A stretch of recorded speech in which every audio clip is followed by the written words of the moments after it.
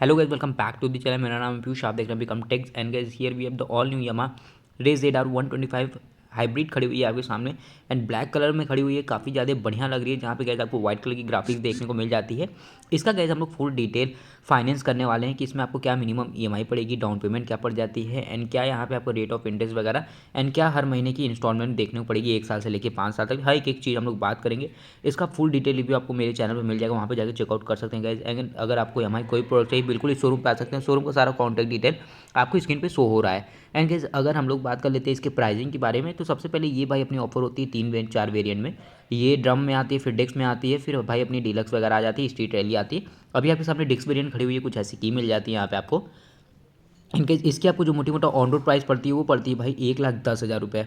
And guys जो on road price वो different city state में वेरी कर सकती है।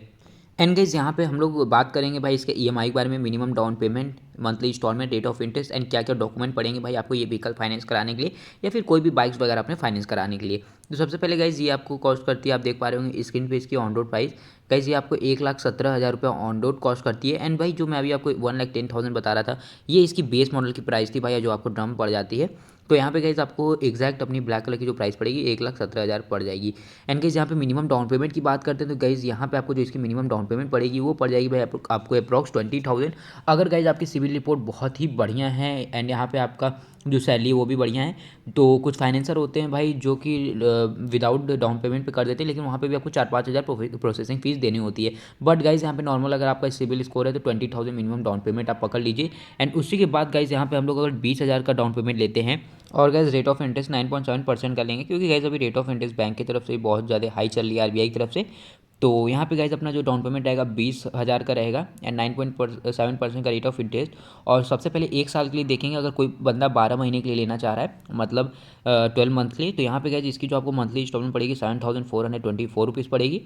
और वही अपना भाई 20,000 का डाउन पेमेंट रहेगा मिनिमम और 9.7% का रेट ऑफ इंटरेस्ट। और गाइज यहाँ पे आप कितना एक्स्ट्रा पे कर दोगे, मतलब जो आपका इंटरेस्ट लग रहा है उससे आप कितना एक्स्ट्रा पे करोगे, तो गाइज ये 4,500 रुपीज़ आप गाड़ी के हिसाब से एक्स्ट्रा पे करोगे। मतलब गाड़ी पूरी आ जा रही है 1,17,000 रुपये, तो 1,17,000 के अलावा आप as a part of interest pay करेंगे 4,500। ये 4,500 सिर्फ इंटरेस्ट है। इसी के बाद गाइज अगर आप कोई भी चेक बाउंसिंग होता है आपका या फिर लेट फीस वगैरह, तो उसका अलग से चार्जेस वगैरह जुड़ेंगे। ये चीज़ मैं आपको पहले बता दे रहा हूँ, वो सब एकदम बिल्कुल अलग होता है। ये 45 खाली आपको इंटरेस्ट का है। एंड उसी के बाद गाइज आते हैं 1.5 साल के लिए, 18 महीने के लिए। तो 18 महीने के लिए आपका जो EMI पड़ने वाला है अप्रॉक्स 5,060 रुपीज़ पड़ेगा। एंड यहाँ पे आप एक्स्ट्रा पे करोगे 6,650 रुपीज़, मतलब 6,650 रुपये एक्स्ट्रा पे करोगे as a part of interest. And guys उसी के बाद यहाँ पे अगर हम लोग 2 साल की बात करते हैं 24 मंथ्स के लिए, तो यहाँ पे आपका जो आप as a part of interest extra pay करेंगे वो रहेगा गाइज 8,800 रुपीज़। एंड जो आपका EMI रहेगा मंथली इंस्टॉलमेंट वो पड़ जाएगा गाइज 3,890 रुपीज़। गाइज एक चीज़ मैं आपको बिल्कुल बता दूँ, जैसे जैसे आप अपना भाई टेन्योर बढ़ाओगे, मतलब मंथ बढ़ाओगे EMI का ड्यूरेशन या लोन का ड्यूरेशन, वैसे वैसे जो आपका भाई EMI रहता है वो तो घटते जाता है, लेकिन जो इंटरेस्ट होता है ना, जो आप एक्स्ट्रा पे करते हो वो बढ़ते जाता है। तो अगर आप ये सोच रहे हो कि भाई चलो मैक्सिमम ईयर का करा देते हैं, कम पैसा आएगा, तो ये भाई आपकी गलत सोच है। यहाँ पे बहुत ज़्यादा इंटरेस्ट पे कर दोगे, क्योंकि गाइज यहाँ पे आप बीच में एक बार 2 बार EMI भी ऊपर नीचे वगैरह होगी तो उसका लेट फीस होगा, चार्जेस वगैरह होंगे। एंड यहाँ पे गाइज आपके जो इंटरेस्ट जाएगा वो अलग से आप छोड़ दो। तो गाइज अगर आप मतलब देने के काबिल हो तो भाई जल्द से जल्द मतलब कम टेन्योर को चूज़ करके आप करिए, तब ज़्यादा बढ़िया रहेगा। या तो स्टार्टिंग में ही जो आपका भाई डाउन पेमेंट है उसको आप ज़्यादा दीजिए, 2 ऑप्शन आपके पास रहता है। एंड उसके बाद गाइज बात करेंगे हम लोग 36 महीने के लिए, मतलब अपने 3 साल के लिए, जो कि सबसे ज़्यादा चूज़ करने वाला टेन्योर होता है भाई 36 मंथ। एंड यहाँ पे गाइज आपका 2,700 रुपये रहेगा EMI। एंड यहाँ पे जो एक्स्ट्रा पे करेंगे वो 13,200 रुपीज़ आएगा। तो गाइज जैसे कि मैंने आपको बताया, जैसे जैसे आप देखो अपना टेन्योर इंक्रीज कर रहे हो ना, वैसे वैसे इंटरेस्ट बढ़ते जा रहा है और EMI घटते जा रहा है। एंड फिर गाइज आ जाएंगे हम लोग 4 साल के लिए, 48 मंथ के लिए। तो 48 मंथ के लिए आपका भाई जो हो जाएगा 2,100 रुपया, 2,100 रुपया हो जाएगा आपका भाई अपना EMI। और जो एक्स्ट्रा पे करोगे आप, मतलब 1,17,000 के अलावा वो पड़ जाएगा भाई 17,000, मतलब 1,17,000 प्लस 17,000, तो गाड़ी टोटल 1,35,000। तो आप मेरे कहने का मतलब समझिएगा गाइज, तो इंटरेस्ट का पैसा आप 17,000 देंगे। एंड उसी के बाद EMI अपना 2,100 रुपया रहेगा 48 महीने के लिए। एंड उसी के बाद गाइज आ जाते हैं हम लोग 5 साल के लिए। और 5 साल के लिए जो गाइज आपका रहने वाला है, ये रहेगा पूरा आपका 22,466 रुपये, आप ये वो दोगे इंटरेस्ट। एंड EMI रहेगा 1,784 रुपये, मतलब 1,784 रुपीज़। तो गाइज यहाँ पे मैक्सिमम जो EMI रह रहा है, मतलब ज़्यादा से ज़्यादा EMI वो भाई आपका 7424 रुपये, मतलब 7424 रुपीज़। एंड कम से कम जो आप पे करेंगे अपना इंटरेस्ट वो 4500। और मिनिमम ईएमआई बन रहा है जो वो 1784 रुपीज़, मतलब अप्रॉक्स 1800 1800 रुपये। एंड मैक्सिमम जो आप इंटरेस्ट पे करेंगे वो भाई है 22,466। तो गाइज़ मेरा तो कहना यही है, आप अगर कोई भी बाइक ले रहे हो टू व्हीलर तो मैक्सिमम मैक्सिमम 36 मंथ के लिए लीजिए। और हो सके तो डाउन पेमेंट ज़्यादा से ज़्यादा दीजिए। और कोशिश करिए कि फाइनेंसर से भाई ये कहने कि भाई मेरा रेट ऑफ इंटरेस्ट भाई वो थोड़ा सा डिक्रीज़ करो, मतलब कम करो। रेट ऑफ इंटरेस्ट के लिए ज़रूर आप लोग भाई लड़ाई लड़ा करिए कि भाई थोड़ा सा तो रेट ऑफ इंटरेस्ट घटाओ, मेरा ये है वो, मतलब आपका काम है भाई कंसेशन कराना, आप बिल्कुल कराइएगा। एंड गाइस अब बात कर लेते हैं भाई हम लोग भाई इसके डॉक्यूमेंट्स की। कोई भी आप अगर व्हीकल फाइनेंस कराते हो तो आपको क्या क्या डॉक्यूमेंट रिक्वायर्ड होंगे। एंड कम से कम दौड़ के भाई अपने फाइनेंसर के पास अपना लोन आप अप्रूव करा लीजिए, डिसबर्समेंट करा लीजिए। पूरी चेकलिस्ट बताएंगे आपको क्या क्या उसमें डॉक्यूमेंट रिक्वायर्ड होते हैं। तो गाइस सबसे पहले तो आप फाइनेंसर से ही अपना चेकलिस्ट एक बार आप ले लीजिए कि भाई क्या क्या है, पूरे प्रॉपर डॉक्यूमेंट्स मुझे बता दो क्या क्या मुझे आपको देनी है।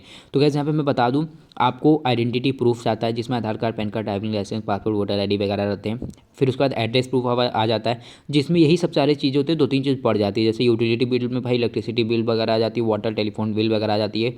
एंड यहाँ पे राशन कार्ड वगैरह भी आप दे सकते हो एड्रेस प्रूफ में। एंड उसके बाद इनकम प्रूफ आ जाता है, ये काफ़ी ज़्यादा मैटर करता है भाई, यही मेन मैटर करता है कोई भी चीज़ फाइनेंस कराते समय। तो इनकम प्रूफ में गाइस दो चीज़ें होती है, या फिर आप एम्प्लॉय हो या फिर आप एम्प्लॉयर हो, मतलब कहीं आप नौकरी करते हो या फिर आपका बिजनेस है।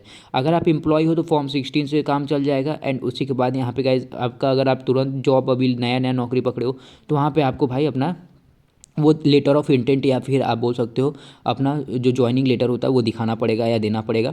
एंड उसी के बाद अगर देखते हो भाई फॉर्म 16 में जो सैलरी स्लिप है, अगर आप इनकम टैक्स फाइल करते हो तो वो दे दोगे तो ठीक है, लेकिन आपका नॉर्मल फॉर्म 16 सैलरी स्लिप से काम चल जाएगा। एंड उसी के बाद अगर आप एम्प्लॉयर हो तो वहाँ पे भाई आपको अपना ITR देना पड़ेगा, इनकम टैक्स रिटर्न वहाँ पे मैंडेटरी होगा, वहाँ पे देना आपको ज़रूरी होगा। बाकी GST वगैरह की कॉपी आपके पास होगी ही तो दिखा सकते हो आप फाइनेंस, वैसे उसकी ज़रूरत नहीं होती, ITR से काम चल जाता है। बाकी मेन चीज़ जो कि कॉमन होती है दोनों में ही, आपको बैंक स्टेटमेंट 3 to 6 मंथ का बैंक स्टेटमेंट दोनों ही कंडीशन में आपको देना पड़ेगा, चाहे आप एम्प्लॉय हो चाहे आप एम्प्लॉयर हो। तो 3 से 6 महीने का आपका बैंक स्टेटमेंट भाई भाई बिल्कुल ज़रूरी है। एंड उसी के बाद यहाँ पे गाइज आप अपना भाई एक बार डेबिट कार्ड भी रख लीजिएगा, क्योंकि मैंडेट कराने के लिए भाई डेबिट कार्ड भी कभी कभी काम आ जाता है। चेक भी रख लीजिएगा पॉसिबल हो तो। एंड उसी के बाद गाइज यहाँ पे आपको जो स्टेटमेंट है वो ई स्टेटमेंट, अब तो नॉर्मल सभी लोग भाई अपना मोबाइल बैंकिंग यूज़ करते हो या फिर इंटरनेट बैंकिंग यूज़ कर सकते हो, वहाँ से ईजिली आप अपना भाई ई स्टेटमेंट डाउनलोड कर सकते हो विद इन अ मिनट। बाकी गाइज आपको मैं वीडियो की स्टार्टिंग बताया था, फिर से बता दूं भाई, अपना जो फाइनेंसर है उससे आप एक बार ही मतलब पूछ लो क्या क्या डॉक्यूमेंट्स भाई चाहिए होंगे, वो नॉर्मली आपको बता देगा। एंड या फिर अब तो डिजिटल हो गई सारी चीज़ें, ये सब उतना आपको ताम झाम करना ही नहीं होता। आप जाओ अपना भाई पैन कार्ड लेके नॉर्मल भाई फाइनेंसर के पास जाओगे, कुछ हर डीलरशिप पे भाई 1 2 3 फाइनेंसर बैठे रहते हैं, वो डिपेंड करता है डीलरशिप कितना बड़ा है। तो वहाँ पे गाइज इजिली आप अपना भाई अपना सिर्फ फिंगरप्रिंट दे दो एंड आधार कार्ड दे दो, उससे भाई वो आपकी पूरी जन्म कुंडली निकाल लेगा भाई।